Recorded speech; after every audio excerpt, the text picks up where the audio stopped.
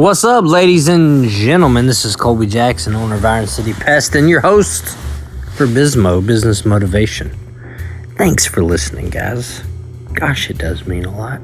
How you guys doing out there with your businesses? So many people doing so many things. Just off the top of my head, I can think of people I know that today we're trying to sell used cars. We're trying to clean houses for money. Nurses that I know, anesthesiologists, nurse practitioners, pharmacists, painters, people building fences, building decks, plumbers, carpet cleaners, termite technicians and inspectors, sales reps, pharmaceutical sales. These are all just people that I've spoken to or encountered personally this week. A lot of them today. Talked to a guy today that's a bookie, a professional poker player, one person that's in banking, a dentist. So many people.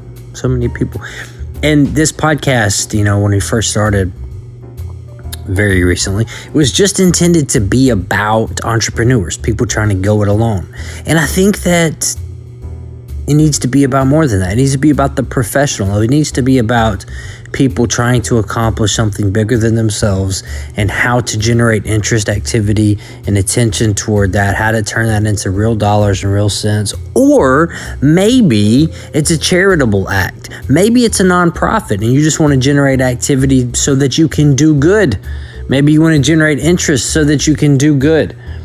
A lot of the things that we're going to cover in this podcast over time are going to be stories and tips and tricks and information on how you can just sell yourself and your idea and your company, your program, your institution, whatever it is, whether it's meant to make money or not. The more I think about this and the more that I meditate on what this is supposed to be, I think that's the key there. That's the trick, is that it's really about connecting people to people by being authentic, by being genuine and sincere. That's the message that I have for everyone. That's what works. When people try to sell anything, product, service, a charity, whatever, again, influencer, entertainer, service provider, again, let's just use an all-encompassing human term that covers all of this, okay? So when I'm referring to people, I want you to know I'm talking to all of you guys, anybody listening, no matter what you're in. I don't care if you're a stay-at-home mom. The things that you cover, the things that you touch, your sphere of influence, the things that you impact on a day-to-day basis have a great effect on the world at large. Little by little, everything has something to do with everything else, doesn't it? The domino effect of life.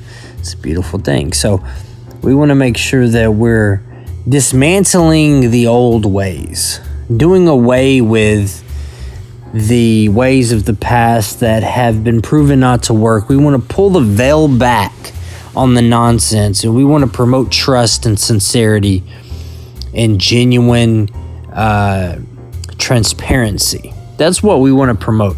That's what sells the best. That's what people buy into, and you want people to buy into an idea that you're presenting. Okay? Great examples of branding are Nike and Apple.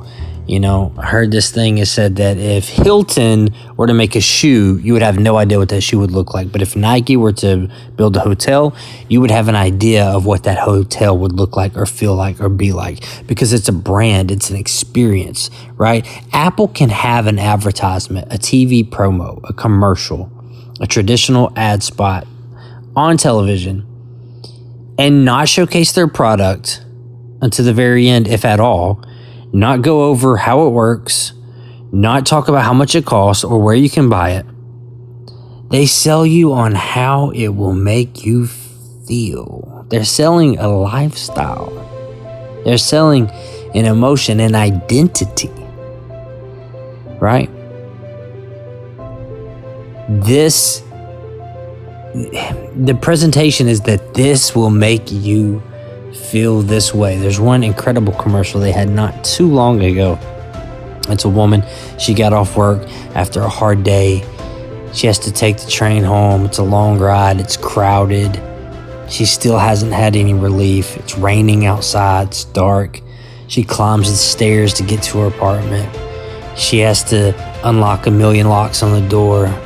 Every aspect of her life is tedious, frustrating.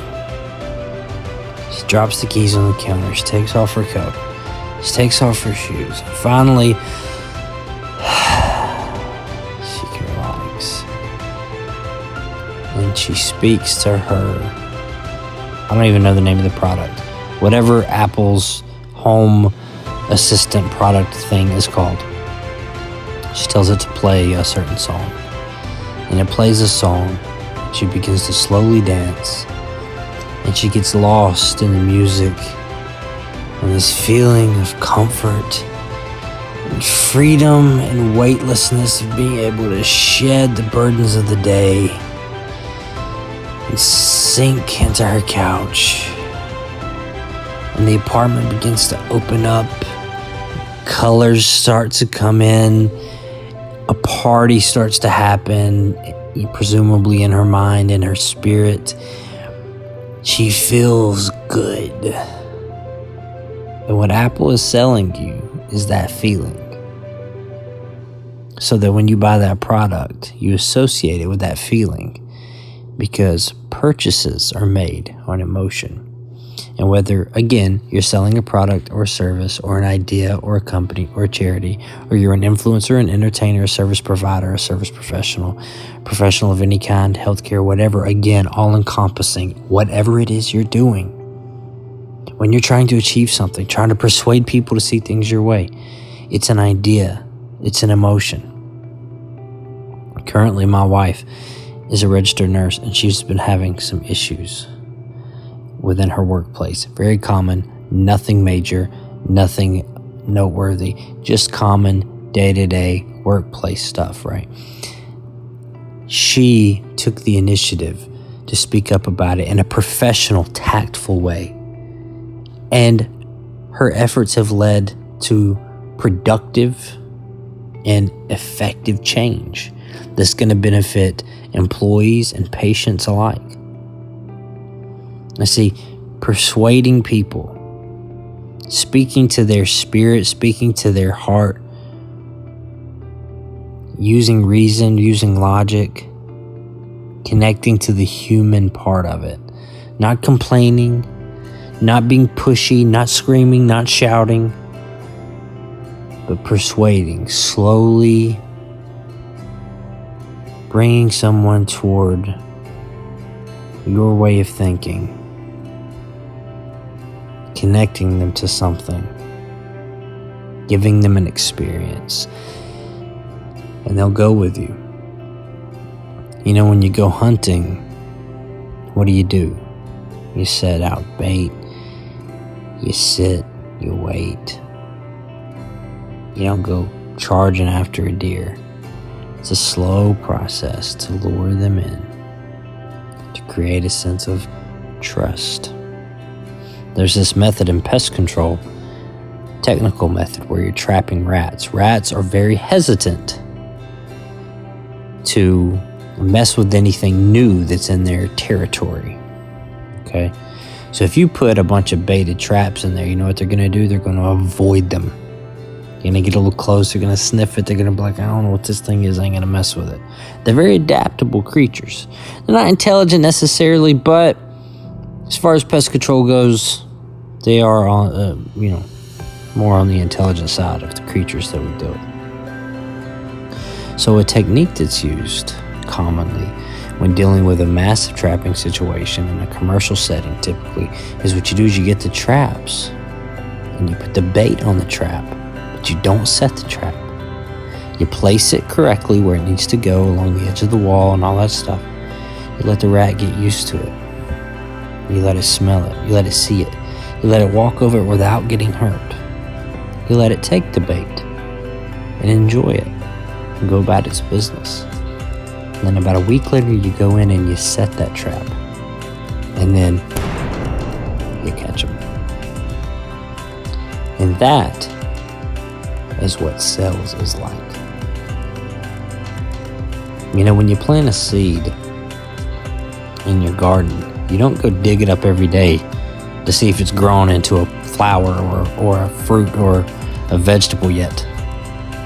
You plant it, you tend to it, you allow it to grow, and then you harvest it. Right? That's sales. That, my friends, is building a brand. This is Bismo, Business Motivation, sponsored by IronCityPest.com. Check you later.